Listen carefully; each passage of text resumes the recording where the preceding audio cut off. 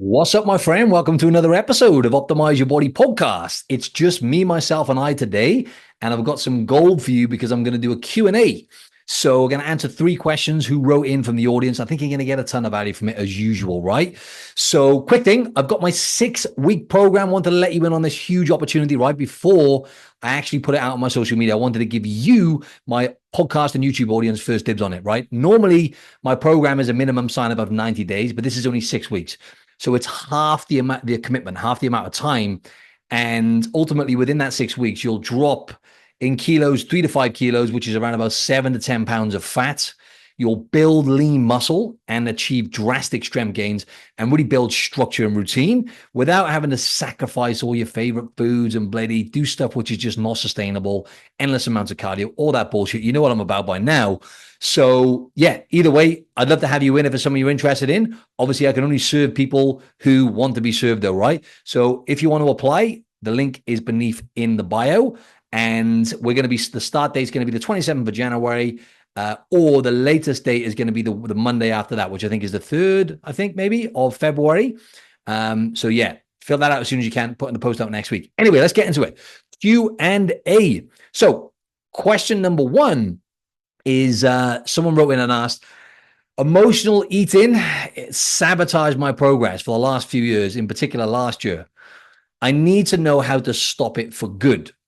And they said here that I talked about the fact that I struggle with binge eating and emotional eating, right? And I did. I was world's worst, all or nothing mentality, binge eating with bodybuilding, partying, binge drinking every weekend and more. I've been there to the extreme ends of that all or nothing, on or off mentality, right?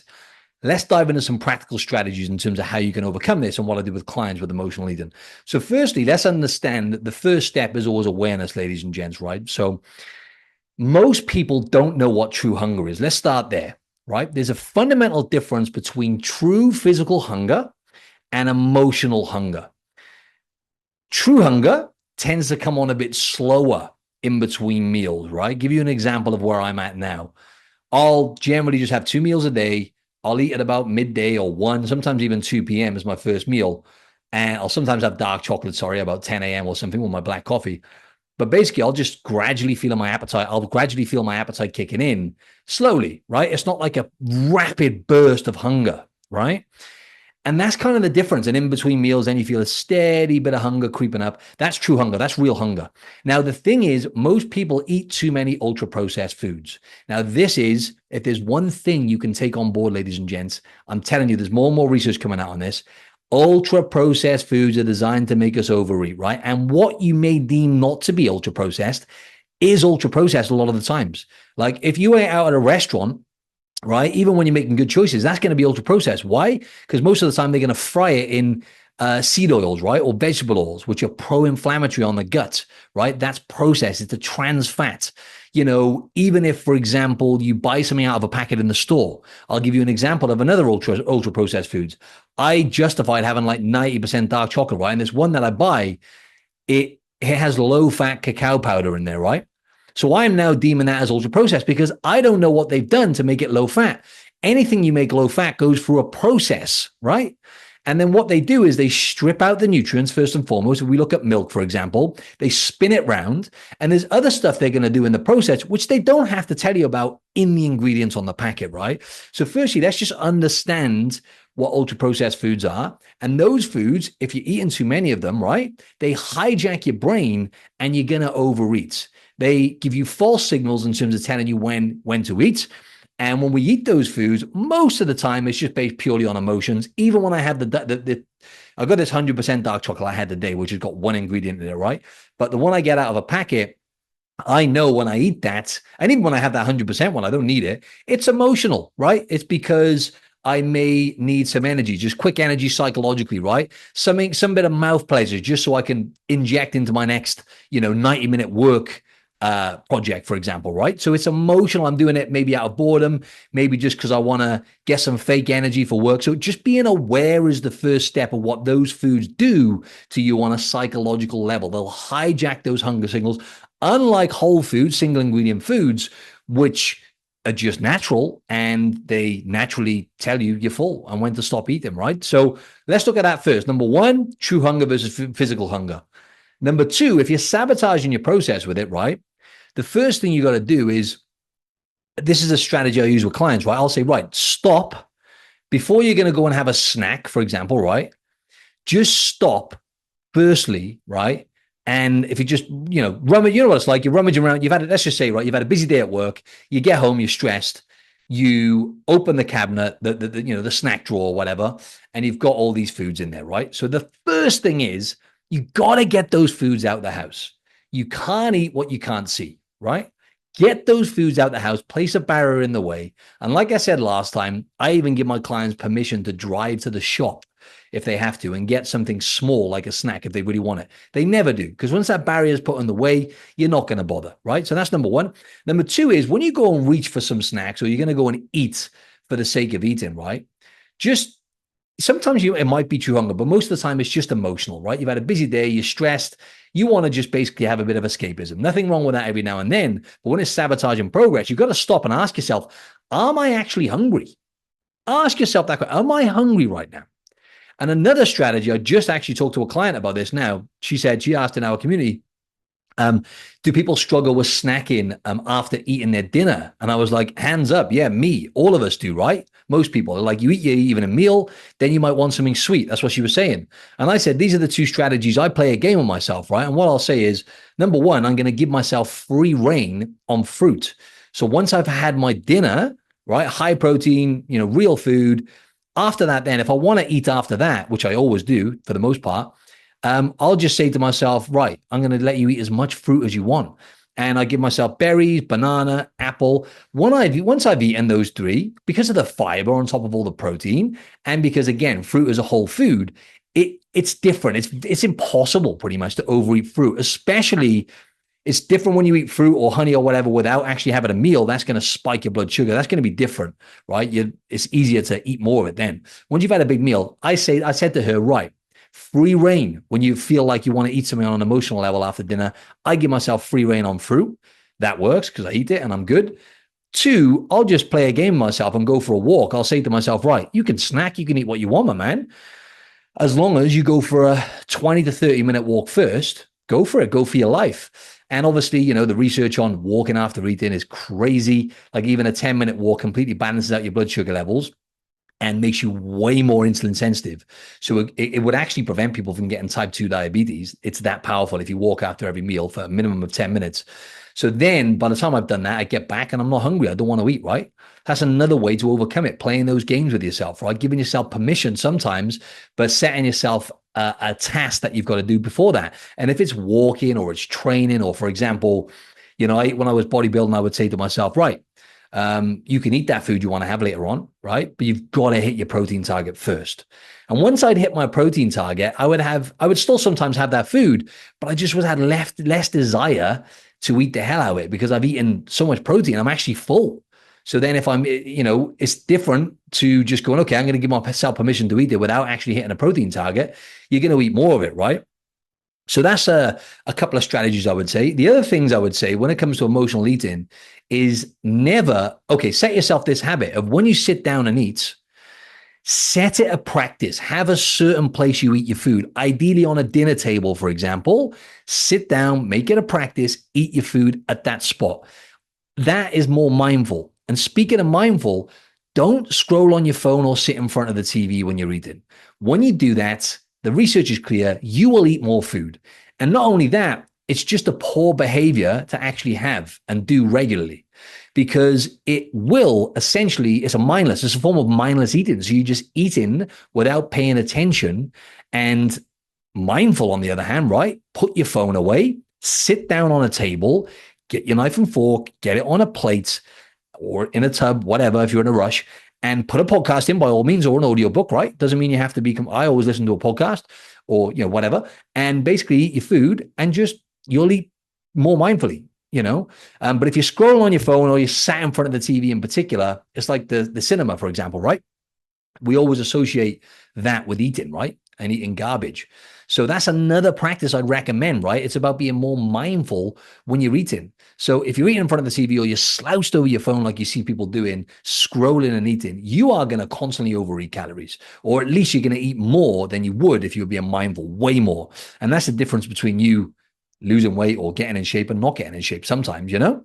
The other thing then with emotional eating is, again, if you're going to reach for something, normally you're going to be tired, bored, stressed, lonely. It could even be angry.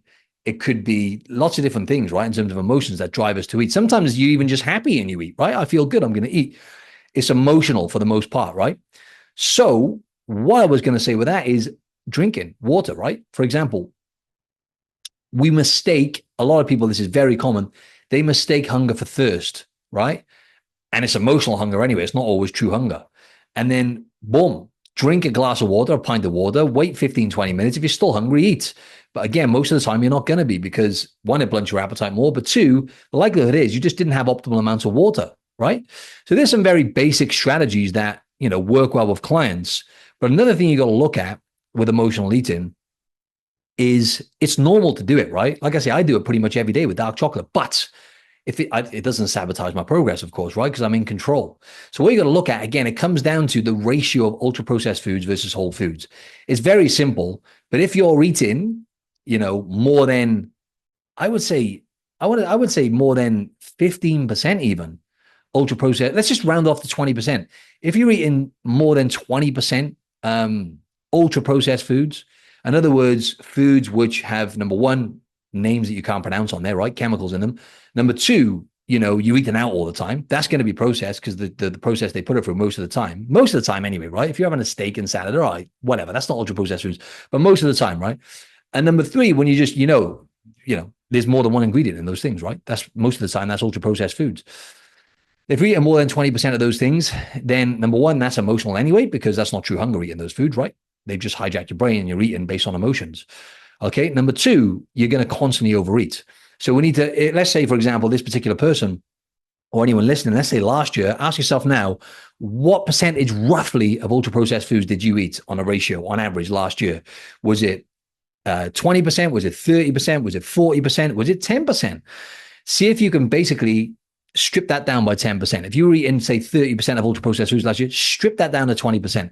Make that your main goal and go for your life on single ingredient foods, right? Now, with the fats like olive oil, avocado, nuts, ghee oil, beef tallow, they had really calorie dense. Yes, they're single ingredients. Weigh and measure and track those foods. Don't go free reign on those foods, right? A little disclaimer. But when it comes to meats, fish, eggs, fruit, and vegetables, go for your life on those foods and you're not going to overeat, right? And if you do that for like 30 days, it'll change your life because cutting those ultra-processed chemicals, they're not even real food. I want to just clear this up. Ultra-processed food shouldn't even be called food. It's chemically enhanced, edible, whatever it is chemically enhanced edibles. It's not real food. So if you can do that, that'll be a massive win. Anyway, moving on to the next question. Let's start with what are GLP-1s like Ozempic, for example, right? Now, it stands for glucagon. I can never pronounce this with glucagon-like peptide, right? And ultimately what it does is a hormone that controls blood sugar and appetite, right?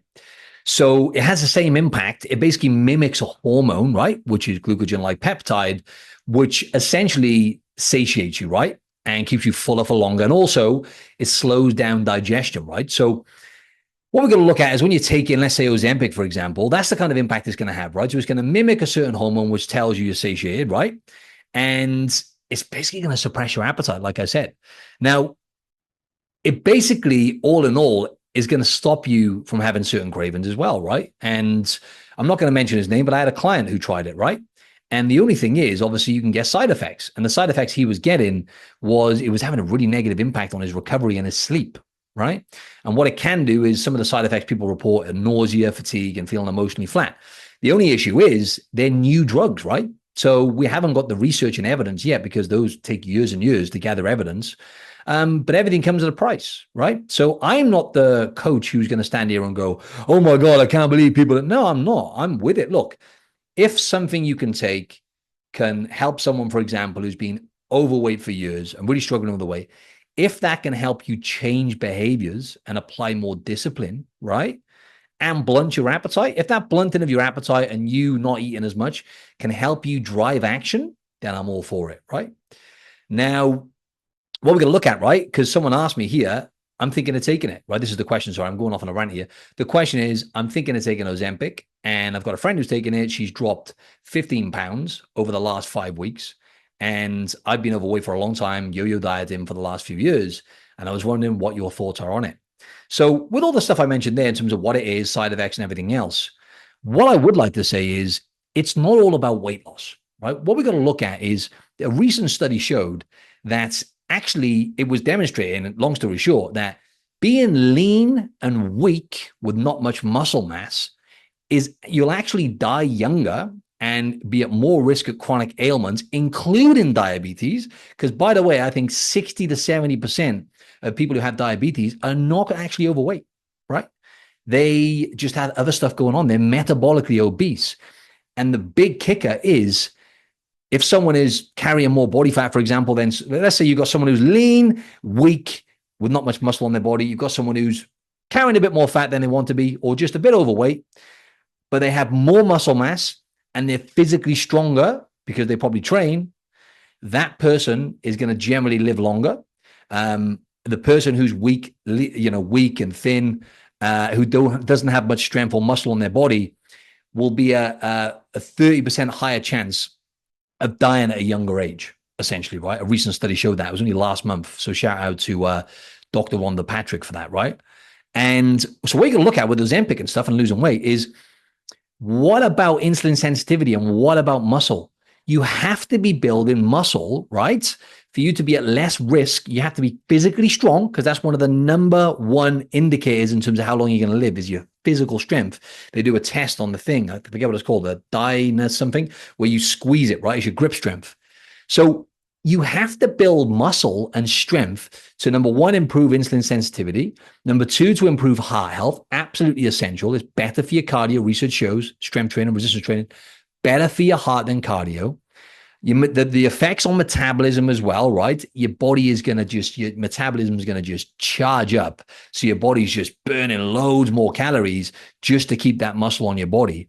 So the only issue I see with it is if people are going to try and take the shortcut, there's no way around doing the work, okay? And the other thing is, when it comes to your relationship with food, if it stops you from eating as much, great. But those ultra-processed foods, good luck trying to rewire your brain. Taking a pill or even injecting Ozempic, for example, good luck thinking that's going to just transform your relationship with all foods. It's not going to be that simple, in my opinion. No way. There's no shortcuts, right? As I say, if you can take it and it's going to get you moving in the right direction and you're not getting any terrible side effects, I mean, I'm not going to recommend taking it because I am very cautious about things which people just take, drugs which don't have, long-term research. You got to be, that's in your own hands. I'm not telling anyone to take it. But yeah, you got to look at that piece, right? Ultra processed foods. As soon as you go back to those foods or you stop taking the Ozempic, what happens then is my question. Now, what I did get from a client, the other positive benefits he said was he just didn't eat as much. He just didn't have the desire. He was okay with actually feeling hungry as well. He said, you know what? I actually got used to, it was weird. Something clicked in his brain where it was like, it's okay to, even though I've told him this before, I said, I say to clients when they're in a deficit, they're looking to lose fat, make friends with hunger every now and then. It's fine. He actually had this thing click in his head where he was like, it's actually okay to be a little bit hungry, and go to bed a little bit hungry. That's fine. It's actually okay not to finish my whole meal. But again, we don't know what's going on here. The placebo effect in the subconscious brain is so powerful that my thing is, if you're taking something, naturally then you're going to want to make better decisions as well, right? So again, it's kind of a long story, but what I would say to this individual is do your homework before you take it. There's no shortcut. Personally, what I would say, I would use that as a last resort. There's no way around discipline and doing the work. Like, you've got to do the work if you want to get in shape and stay in shape. You've got to build a foundation. And the only way you're going to do that is not just by eating less.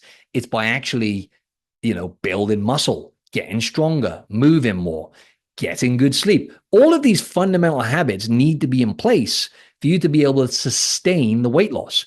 And losing weight is not the same as losing fat and changing your body composition. People live way longer when they have less visceral fat around their internal organs. And again, as much muscle mass as possible within reason, right? But lean body mass and strength. So they're the factors we got to take into account here. So that's kind of my rant on that anyway. So going to move on to the next thing. Last question. They said, dieting feels like a battle, right? How can I finally win, right? Dieting, because I feel like I've been stuck in this dieting cycle for a long time. How do I win this battle without burning out? I feel like I diet, I last 2 to 4 weeks on average, and then I go back to what I was doing before, and I just can't keep it going. I have no willpower. I don't know how people do it, and it burns me out. And that was it. Okay, so I like that because they went into detail there, right? Now, number one, using the word dieting, ladies and gents, if you're following a diet or you're dieting, just change the framework, right, in your mind. Don't even use the word dieting. That's okay. Yeah, I'm following. You can say the word diet, right? You can say, my diet is good because of X. Fine, but don't label things a diet, because when you're on a diet, guess what? You're also going to be off a diet at some point. You're not going to be on a diet forever, right? It doesn't work like that. At some point, you're going to be off the diet, and then when you go off the diet, you gain the weight back, you go backwards, and essentially you lose progress. So if it feels like a battle for anyone watching this, if dieting or just eating habits feels like a battle, first of all, normalize the fact that we're living in a day and age, going back to the foods available to us, right, where it's harder than ever, right, you actually have to be, I was thinking this the other day, you actually have to be abnormal. Like me, I'm weird, right? To the average person, I'm a weirdo, right? I don't really go out and eat much at restaurants. I hardly drink. I go to bed at roughly the same time each night. I pretty much train every day without thing. I'll have cold showers every day. I'll do all these things that most people don't do, right? Because you have to intentionally do things which get you out of your comfort zone in this day and age. You have to intentionally resist against all of the environment we have around us now, right? And this environment of ultra-processed food, for example, and technology is amazing, right? But it's making people more sedentary, and even with AI now and stuff, right? People are doing less and less and moving less and less. And the problem is now that obviously they're all the factors going against being healthy, right? So it should be a battle, right, in terms of food, but it shouldn't be a battle in terms of I'm dieting, I can only diet for 2 weeks and then I go back. So you're taking the wrong approach. So number one is, okay, you've got to essentially understand that rather than restricting, you need to look at food like I am going to hit targets with my food. Set yourself a protein target. I say this all the time, and do your best to hit that target every single day. And what I've done, I started doing after I had a neuroscientist on the podcast, right? Check that out, by the way. Great episode with, what's his name? Paul Taylor. I've started writing and crossing off. I was doing this before. I don't know why I stopped. On my whiteboard every day, whatever I've got to do, whether it's health related, business related, I tick it off at the end of the day. Now, I don't always tick everything off, but for the most part, I do. So if you even do that with a protein target, right? Hit, 150 grams of protein, tick it off at the end of the day.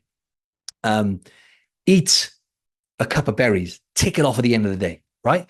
Set yourself very simple nutrition targets like that. A cup of berries, by the way, is high in fiber, low in sugar. That was just an example, right? And just tick them off, especially the protein target. And that then will feel like less of a battle because you're feeling empowered and you're hitting targets and you don't feel restricted because you're actually seeking out foods, whole foods, instead of trying to diet down and restrict. And then it will start to become a bit more automatic over time. And then you naturally start having less desire for those ultra-processed foods when you're hitting a protein target, you're eating more whole foods, and you're smashing those targets every day. And it's not about being perfect either, right? So we got to reframe that all or nothing mindset and build sustainable habits that actually last, right?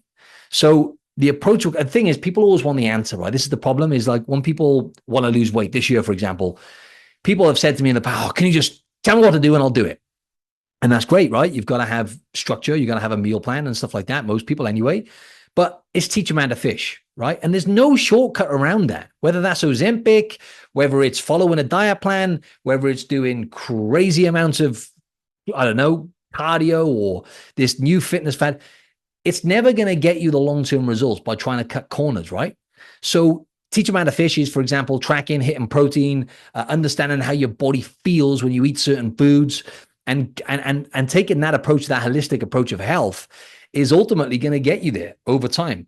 Remember, it's quite simple, right? Protein and calories, right? If you know how many calories you're eating and you're hitting a protein target, if you know how many calories you need to be in a deficit, and you know how many calories you need to be, to build muscle, and you hit a protein target, that takes care of most things. It's actually not complicated, right?